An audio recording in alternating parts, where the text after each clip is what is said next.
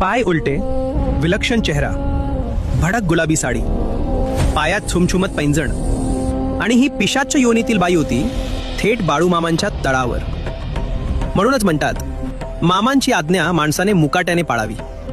एकदा हरी वडेर मामांना भेटायला गेले. मामांजवळ मुक्काम झाला. रात्री जेवण झालं. मामांनी चिली मोडली, गप्पा रंगल्या आणि रात्र खूपच पुढे गेली. झोपायची वेळ आली. तेव्हा मामा हरी वडेरांना म्हणाले, हरी, आज तू माझ्या तंबूत माझ्या कॉट शेजारी झोप हा. पण हरीच्या मनात वेगळंच चाललं होतं. मामांसारख्या थोर विभूतींच्या इतक्या जवळ झोपणं आपल्याला शोभत नाही. हरी म्हणाले, मामा तुमच्या तंबू समोर झोपतो पण आत नाही. क्षणभर मामा शांत राहिले आणि मग फक्त एवढंच म्हणाले, बाहेरच झोपणार म्हणतोस तर झोप.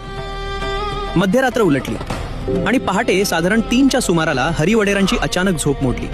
कारण छुम छुम छुम छुम पैंजणांचा आवाज अगदी कानाजवळ.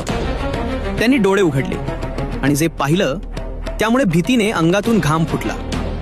एक बाई, भडक गुलाबी साडी, नर्तिकेसारखी चाल, पण तिची पावले उलटी होती.